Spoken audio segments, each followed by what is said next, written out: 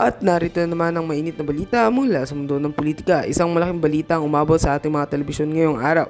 Ang kasalukuyang Pangulo ng Pilipinas na si President Kuting Norte Jr. ay malapit ng mapatalsik sa pagkapangulo matapos mahuli ng Vice Presidente Sara Duterte ang pagkakasangkot ng Pangulo sa isang malawakang isyu ng katiwalian. Ayon sa mga eksklusibong ulat, isang serye ng mga investigasyon ang nagbukas ng pinto para sa masusing pagsisiyasat sa ilang mga anomalya sa loob ng administrasyon ni Marcos. Ayon sa mga source, si Vice President Sara Duterte ay naging bahagi ng isang confidential na operasyon na naglalayong tuklasin ng mga iligal na transaksyon sa ilalim ng administrasyon ni Marcos. Sa mga naunang investigasyon, napag-alaman na may mga dokumento at pondo na iligal na ipinasa mula sa mga ahensya ng gobyerno patungo sa mga pribadong kumpanya na may mga koneksyon sa mga kasamahan sa politika ng Pangulo. Ang pagkakasangkot ni PBBM sa kasong ito ay isang malupit na suntok sa kredibilidad ng kanyang administrasyon. Hindi lamang ito isang ordinaryong kaso ng katiwalian, ang mga dokumentong naipakita ng mga investigador ay nagpapakita ng malaking operasyon na sumasaklaw sa mga pondo mula sa mga proyektong pang-infrastruktura at mga social services na ipinagkaloob ng gobyerno.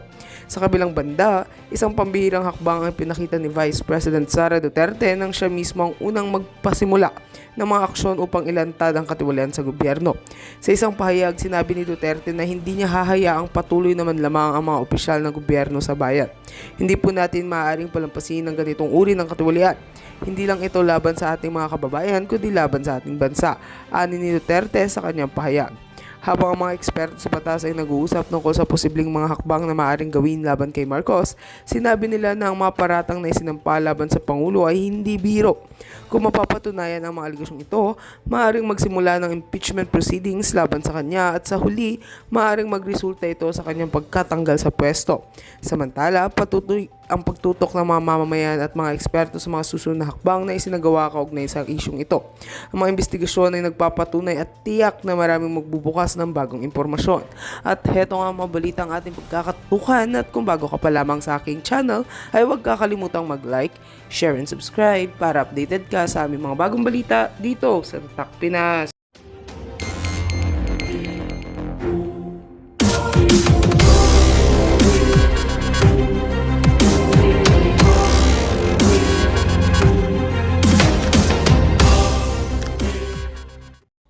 Hindi na pwede ngayon. Oh. So, come live with us so that you will know who we are and what we are. Sabi ko gano'n, hindi kami dito prostitute, hindi kami bangag, walang tuni-tuniladang shabu sa aming lugar. Yun lang, allegedly, nandyan yung mga iwawarant ninyo. Arrest ninyo. Why will you put into compromise and risk public safety? We are part of the public. We are a community there. Thousands, may mga bata, may mga matandang palliative, may mga senior citizens katulad ko na nakatira doon. For how many long years we've been then? We are toiling that property by blood, sweat, and tears. Tapos maririnig namin na i-invade, kukunin. Kayo, Sir Senator, what will be your first reaction? Ilang beses na lang nag-serve ng warrant of arrest? Out of respect, with due respect, Sir Marbel, sa mga tauhan mo, we receive them, sir. With due respect. Yeah, oh, sir, sorry. I'm not used to it, this one. So, we receive those, yung mga warrant na deserve nila. But this time, from the words of Sir Abalos, nag-serve lang naman kami ng warrant of arrest. Parang kami pang may kasalanan. Ang batas ay batas. Ang may kasalanan mananagot. Correct. Ang batas ay batas. Ang may kasalanan mananagot. Doon kami. Oh. Pero iko-contest ko yung sinabi niya, nag-serve lang kami ng warrant of. Hindi kayo nag-serve lang ng warrant of arrest. Nilosob ninyo kami in a horrible and terroristic way. Busloads and truckloads of men in uniform. Madaling araw, tulog pa ang iba, kagigising namin. Sige kayo mga kagbawan, ikaw sir, lulusobin ka ng what will be your first reaction? Aba, ibibit-bit kami ng Biblia tapos, oy, sabi sa Word of God, ganon? No! Kayo, may mga pamilya kayo, what will be your first reaction? Of course, we need to defend. Tapos sasabihin pa na, ginawa naming shield ang men at mga bata doon. It's not, we are shielding our property. We're just executing our rights to defend our property. Tapos, ganun pala. In fact, sabi ko sila, mayroon kayong proper na na document. O sige, may search warrant kayo. Sige, pati septic tank namin, i-open namin sa inyo. Silipin ninyo lahat, i-guide namin kayo. Saan niyo gustong pumunta? Sir, sabi mo na, time will, ibalik ang respeto sa kanila. Nandun pa rin sa kaibuturan ng puso namin, nandun pa rin ang respeto. But, ang hurt at ang hurt na inflict ninyo, tuwing nakikita namin ang mga bata namin, in fact ngayon, Senator, nag-organize kami ng psychometrician.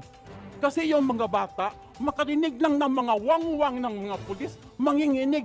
Even I, sa katandaan ko ito, pag marinig ko ang kanilang wangwang, I cannot explain my feeling. I want to hate, pero hindi pwedeng i-hate. Yan, ang mga nanay namin, gusto namin ilabas dalhin sa doktor. Ayaw, kasi may mga pulis sa labas. Noon, pag makita namin ang pulis, tama ang sinabi mo. We are happy. We feel secured. You people, we feel secure because you are there. No? You are there sa kalye, nagbabantay sa amin. But now we don't feel secure. Nandun sa vicinity, yung iba sa kadamuhan, tapos may mga drone doon na nagsisiliparan. Kahit sa bundok, sir, mayroong drone. Mayroon pa doong mga foreigner, itim, puti, nagpapalipad ng drone. So, what are we now? A divided nation? A divided Filipino citizen? Kung we feel insecure and threatened. Para pala kayong Marawi siege doon, may mga puti yes, na parang ganon. Mga foreigner na kasali sa operasyon. Mayroon. Ha? Oh. Pumupunta doon in the guise of mayroon pa, sir, yung kino-question ng mga intel ninyo doon sa amin, nasaan ang kuweba, nasaan ang tunnel. Pati kami, anong tunnel, anong kuweba? Kung tunnel ang hinahanap nila sa Diwalwal, marami doon sila, wala doon sa amin. Thank you, ma'am. Thank you very much. Thank you for that. Our chairperson. Yeah, you may respond. Can I be allowed Chairman to for a police? I have something, but I can may be allowed that I should leave the. But Yeah, can go I read a simple message? Go ahead. Continue. Una sir, nagpapasalamat po ako dun sa inyo at dito sa ating committee, and of course dun sa tao natin nagpakita po ng video. It only showed that we not more than maximum tolerance ang pinakita niyo pong pulis kahit nabasahin na masaktan. Talagang we followed po. We have yung mga body cams na meron po kami, and sabi ko nga dito sa Directorate for Operations na ipakita natin body cams if we really violated any human rights. But what we saw right now, talagang that's a human rights sa mga pulis natin na nasasaktan yung binasa natin.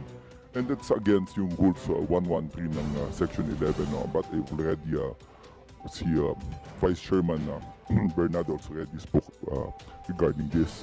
With regard po dun sa valid warrants of arrest, so make sure na valid po yung warrants of arrest na to up to now. No? You have 3 months na dapat na motion to quash. Not against us, but dun sa RTC branch 159 na Pasig City, no? And it was filed, not other people, but your own people from KOJC who filed a case against fugitive Kiboloy. So second, sir, yung second, we have already a case against the ombudsman, and we will be answering that in the proper forum po. All the violation na sinabi po nito, it's already filed in the ombudsman, and sabi ko nga, we will make a the proper forum po, but we will answer it. And second, sir, and this is the last, and I assure, as a Chief PNP, that we will assure you na isurrender nyo lang po si Apollo Kibuloy, 100%, and 4 others. Nandito po kami, and you will see na we follow the rules, human rights. Dito lang po kayo makita na we follow po ang human rights. We assure you po. Maraming salamat po. Thank you, General Marvel. I just would like to react that it's unfair for them naman na i-require niyo muna sila na i-surrender si Pastor Kibuloy para maging peaceful ang Davao. Parang ganon. No sir, Para maging normal ang lahat. hindi sir, sabi ko, For all you nobody, know, ano ito, sir, for all you know, even President Duterte walang kontak kay Pastor Kibuloy. Hindi alam kung nasaan na ngayon. Lahat. Ako mismo, I was trying to keep in touch with Pastor Kibuloy nung lumabas yung kanyang warrant. I was trying to contact him, pero wala. To no avail. Hindi na talaga makontak. So, unfair din na gawin natin requirements sa kanila dahil they are only ordinary members of the church. So, I think it's high time. It's high time before you leave. It's high time na you also exert effort na sana bumalik yung pagtitiwala ng komunidad at ng pulis doon sa Davao City. Tutulungan tayo. Ako mismo. Tutulong ako. Dati akong chipente. Dati ko kayong mga tao. I care about you. And I also care about the people of Davao City. Lalong-lalo na itong mga member ng QJC. I really care for them. Mga kababayan ko ito eh. I also care for you. Mga tauhan ko kayo dati. So sana mabalik natin yung trust. Samahan ng pulis. For all we know, isa, di ba? Accounted yung isa. 5 na lang yung hinahanap nyo. And yung 5 na hinahanap ninyo, because you cannot do otherwise dahil trabaho ninyo yan. Hanapin talaga nyo yan. Dahil because order dyan ng korte, kahit na masakit sa kalooban ko bilang kaibigan ko si Pastor Kibuloy, na hinahanap ninyo yung kaibigan ko, wala akong magawa because may warrant of arrest siya. Trabaho ninyo yan. So ang akin na lang is, you concentrate doon sa hinahanap ninyo without unduly antagonizing the people of Davao City. Yun lang, pag-usap ko sa inyo. Gawin ninyong trabaho ninyo na baka pero yun, maging more effective kayo sa paghanap kung kaibiganin ninyo. Yung mga bata na na-traumatize ninyo, yung mga tao na nasaktan ninyo, magaling naman sa PCR itong RD mo doon. Huwag kayong magdumistansya sa tao. You assimilate with the people. Yun lang pakiusap ko sa inyo. Okay? Your Honor, excuse me. yes, Before po maalis si Okay. sir, kasi Pakinggan mo aalis muna. siya eh. Pakinggan mo muna. Before siya nga. Yeah, go ahead. Oo, Go ahead. yes, sir. Right now. Sorry sir. Starting to ka, nagsusuri ka na kayo. Sige, Oo. makikinig siya, ma'am. Sige, go ahead. Oo, salamat at nakinig ka through Senator Bato. Yes, go ahead. Sinabi mo na may mga nagbadikam, binasa yung mga pulis. Buti kayo. Hindi lang kayo ang nabasa, pati yung mga tao namin na sulabag nabasa kasama ng mga pulis. Basa lang ang inyo. Pero yung mga na-inflict ninyo, mga emotional at mental setup ng mga tao sa loob, hindi yun mababayaran. Kahit ilang beses ka pang maligo at matulog, pagising mo, yun ang naiiwan sa puso mo. Trauma will not appear in only after 2 days, 3 days. 1 month after yung June 10, sir, doon na nagsilabasan. Yes, hindi exaggeration. Ako, kung hindi lang ako lumuhod sa Panginoon na tulungan ako, sir, sabihin ko sa iyo, lalabas ako ng kingdom, itsa ako magiging sakit ng ulo ninyo.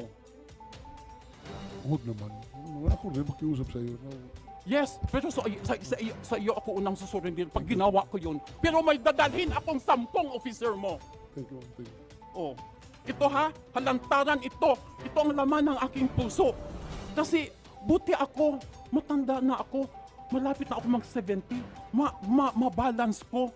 Pero how about your kids? Ha? May mga human rights dito, may mga DSWD dito. How about those kids? How about those young people? Pag nakasalubong mo, iiyak. What happened to you? Aywan ko lang, basta magdilim na ti. Iba na ano. Why? Kasi before nangyari yon, the scenario is this, ng gabi, umuulan, tapos kumukulog. Kaya pag umuulan, kumukulog, yun na. Kasi parang pre-empt nila na, may mangyayari namang ganito. Hindi yun, kaya nag-organize kami ng psychometrician, sir. We need to process those people. Kasi hindi kayo ang nakaproblema, kami. Those community, thousands.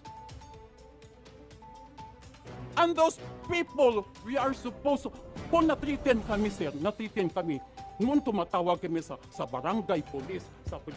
Ngayon, pag natritin kami, kanino kami tatawag? Sa'yo, Sir Torre? Ha? Excuse me. Sir Bato, saan kami tatawag? Kahit na medyo masama ang loob mo, tawag ka pa rin sa kanya. Duty niya yan na mag-provide talaga ng security sa inyo. Konsensyahin ninyo. How about it? Trust is no longer there. Ha? Ano na? Trust is no longer there. Ay, yun nga. What will we do?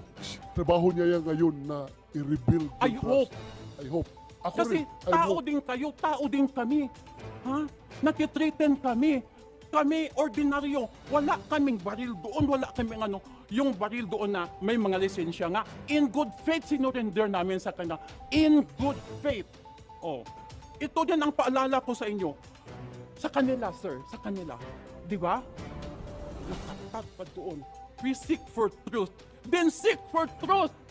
Because the person you are allegedly na may kasalanan ganun, hindi pa napatunay may kasalanan.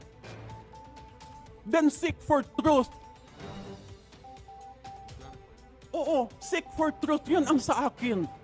Be fair. Give us a fair treatment and justice also. Kasi community kami, tapos ganun ang mangyayari. Katulad na naman kanilang madaling araw. 2 o'clock. Siya raw hindi ninyo alam. Pumunta na naman kayo doon sa farm. Ginising at pinagbabalya yung pintuan ng mga farmer doon at magising ka ba naman, sir, ang baril nandyan. What will you do? Another traumatic experience na naman ang ibibigay ninyo sa puso ng mga farmer doon. So, ano na itong ating authority? I cannot say. Para kasing, sorry to say the word, parang sanggano. Okay, thank you. Tapos, you will tell us, give them due respect. I think it's not us only. Let them give due respect also because we're innocent. We are part of the public. I am also telling them to do their share. Maningkamot sila na babalik yung respeto ng komunidad sa kanila, sa mga polis. So yan ang aking ibig sabihin doon.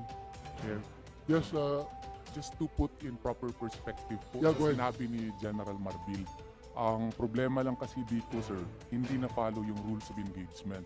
Ilang beses na kasi sila nag-serve ng warrant of arrest. I remember yung NBI nga nag-serve noon. Pinapasok namin, sir. In-entertain namin. Dito kasi sa June 10, I think alam naman ng PNP, marami matatalino naman sila. Before sana sila pumunta doon or kung kailangan na sikreto, at least ang warrant of arrest kasi tao ang hinahanap. At saka kung nasa building siya, hindi po pwede na pasukin mo agad ang building. Magpaalam ka muna dun sa may-ari ng building. Kilala naman nila kung sino administrator. Nung nandun na sana sila, tinawagan nila si PRRD. 3 a.m., gising pa si PRRD mga ganong oras. Nung pumunta sila, 3:15, the videos cannot lie. The footages cannot lie. 3:51 a.m., diretso sila kaagad, lagay ng ladder. Tapos pumasok na kaagad without complying with Rule 113, Section 11. Aba, mali yun. Kung mali yun, may karapatan yung mga miyembro na pigilan sila, especially dito sa information, na meron pang criminal forfeiture order na hindi namin maintindihan, na hindi ko na lang i-explain yun. So, yun lang po ang sa amin. At saka, 4 different locations po sila, sir. In each location, hinahanap nila si Pastor. Doon nga lang sa Kitbug, 3 areas yun. Buyo-Buyo, Biangan, Kitbug Compound. Sa 3 mga areas, mga 22 ata kabahay, pinasok nila. Ni hindi man lang, diretso na sipa. ni hindi man lang sila nagpaalam. Alas 4 ng umaga, mga bilaan yun. Anong mangyayari? Di, yung isa namatay pagka kinabukasan dahil na heart attack. Oh, siyempre, so hindi naman siguro nila sabihin na doon sa more than 20 houses na pinasok nila, nandun si pastor. Doon sa Glory Mountain din, ang hinahanap nila si pastor. Sa Prayer Mountain, ang hinahanap nila si pastor. Sa KOJC Central, ang hinahanap nila si pastor. So therefore, they could not give that to us. That there is reasonable ground to believe that they are arresting, they want to arrest Pastor Apollo Kibuloy in 4 different locations. And in one location, there are even 3 different locations likewise. Yun nga lang, yung operational procedure po dito, hindi talaga na-follow. Yun po. Thank you, Attorney. Chairman, Yep. can I just want to make it clear kasi it will be a different kung ito susundin po namin, kung ito gagawin. Wala na po kami mahuli na warrants of arrest sa mga tao natin. And this is a jurisprudence po ng People of the Philippines versus Wang Chen, Wow, and Georgie Lee, JR number 1390301, 29 September 2004. And just want to make it clear. Kasi iba kasi baka maging ano natin, wala na kami mahuling pulis. Wala na po kami mahuling mga kriminal kung i-announce namin sa publiko na huling ka namin. But based on sa ito po yung jurisprudence na yun, unannounced intrusion in the premises is permissible when, letter A party whose premises or is entitled to the possession thereof refuses upon demand to open it. When such person, letter B, when such person in premises already knew of the identity of the officers and of their authority and persons, letter C, when the officers are justified in the honest belief that there is an imminent peril to life or limb, and D, when those in the premises aware of the presence of someone outside, because of example there has been a knock at the door, are then engaged in activity which justify the officers to believe that an escape or destruction of evidence is being attempted. Suspects have no constitutional right to destroy evidence or dispose of evidence. However, the exceptions above are not exclusive or conclusive. At times, without the benefit of hindsight and orderly on the spur of the moment, the officer must decide whether or not to make an unannounced intrusion into the premises. Although search and seizure of a dwelling may be constitutionally defective, if the police officer's entry was without prior announcement, law enforcers' interests may also establish the reasonableness of an announced entry. Indeed, there is no formula for the determination of reasonableness. Each case is to be decided on its own facts and circumstances. In determining the lawfulness of an unallowed entry and existence of probable cause, the courts are concerned only with what the officer had the reason to believe in the time of the entry. Yun po. Sir, Thank you, General Marvel. Before you leave, I would like to remind you, next hearing, please pakidala yung mga officers na inimension natin, yung ground commander in every place that you raided to execute the warrant of arrest of Pastor Kibuloy and 5 others. Ilang kwan yun? 6? 6 valid warrants of arrest po. Yung area. 5 Lima. po. 3 sa Davao City, isa sa Samal Island, yung Sarangani province. Sarangani, tapos ano saan ba? Tatlo sa Davao City. So 4 lahat. Apat. So yung 4 na ground commander doon na nag-serve ng warrant. Papakidala yun at saka yung mga officers na binanggit ko kanina para sa next hearing. Yes, Your Honor. Thank you. Salamat. So you will only para kapag trabaho ka pa. Maraming salamat po. Thank you. Just quick repartee lang, sir, para Yes. marinig naman. Yung People versus Wong Cheng kasi na sinight niya, sir, Oh, involves a case where the crime was committed aboard foreign merchant vessels in territorial waters. Sana naman po hindi naman po foreign merchant vessel po yung kingdom po dito. They are established buildings and we know for a fact that they have already conducted casing operations prior to the service of warrants. Yung rule po kasi kung fixed building, pwede mo lang siya pasukin. Kung nakita mo na yung accused at pumasok siya doon, pwede mo siyang diretsuhin. Oo. Pero yung fixed building na alam na nila 40 years na po yung building na yan. At saka alam nila na si Presidente Duterte po ang administrator doon. Nung nandun na sila, edi tinawagan nila si Presidente, Sir, we have reasons to believe that Pastor Apollo Sikibuloy is inside. Can we be given permission that to enter? Yun nga ang ginawa ng NBI noon in the past. Nagpaalam sila sa amin, no problem, sige, pasok kayo. Isinerve nila yung warrant sa amin. Dito kasi wala diretso sila kaagad. Naka full battle gear. Parang mga terorista kami, may mga snipers pa. They were ready to attack, not to serve a warrant. Yun lang talaga ang nangyari doon. Hindi yun service of warrant. It was really a police harassment operation to scare us. Thank you, Attorney. Attorney Richard Palpalatok, Chairperson of Commission on Human Rights. Thank you for coming. At least you see the importance of this hearing. At least ikaw talaga, the chairperson, ay pumunta dito. I would like to commend you for that. Maraming salamat, Attorney. But anyway, I just would like to cite you. Narinig mo yung mga